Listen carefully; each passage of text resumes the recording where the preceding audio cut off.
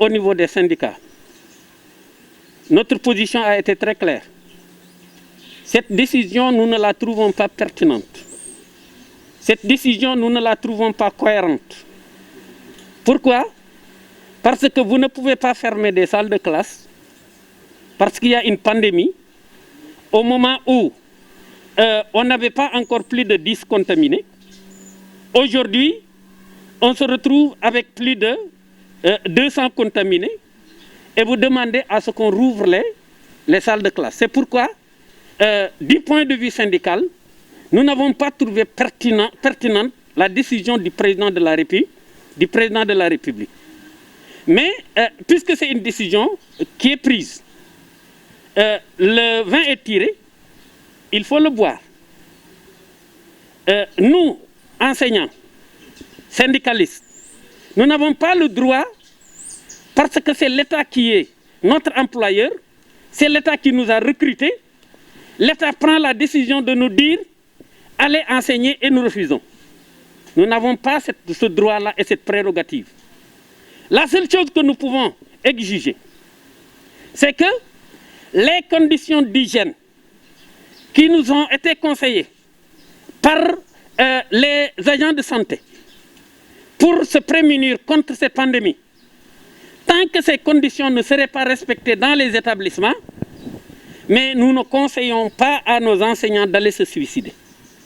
C'est la raison pour laquelle nous veillerons au grain pour que le lavage des mains soit une réalité au niveau de tous les établissements, pour que le port de masque soit une réalité au niveau de tous les établissements, pour que la distanciation sociale entre les élèves soit respectée. Le texte est clair. On nous a dit on ne peut pas admettre qu'il y ait dans une salle de classe, après les ouvertures, qu'il y ait des élèves qui dépassent 20 élèves. Minimum, c'est 20 élèves. Or, nous avions l'habitude de faire cours dans des salles de classe qui dépassent 110 élèves.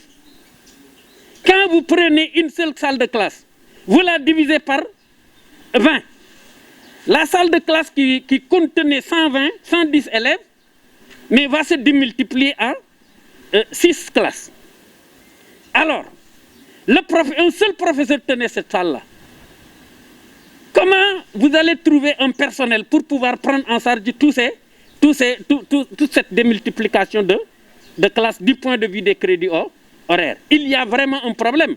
Et nous savons que chaque enseignant minimum tient 3 classes. Si 3 classes se démultiplient en 5 classes, mais vous risquez d'avoir 15 classes pour un seul professeur. Ce qui fait que l'État a pris une décision, mais la faisabilité de cette décision va poser problème. Et nous alertons l'opinion publique nationale et internationale que nous n'allons pas accepter que les enseignants soient jetés en pâture. Nous n'allons pas accepter que les enseignants, qu'on leur demande d'aller se suicider. Cette lutte-là n'est pas une lutte syndicale. Il appartient maintenant aux parents d'élèves. Il appartient à la société sénégalaise.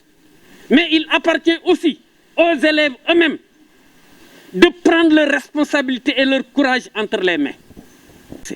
Mais puisque la décision nous vient de l'extérieur, on n'y peut absolument rien. On va y aller. Mais il faut que l'État assume toute sa responsabilité. C'est pourquoi, vraiment, nous avons tenu un CDD, mais nous ne sommes pas du tout contents.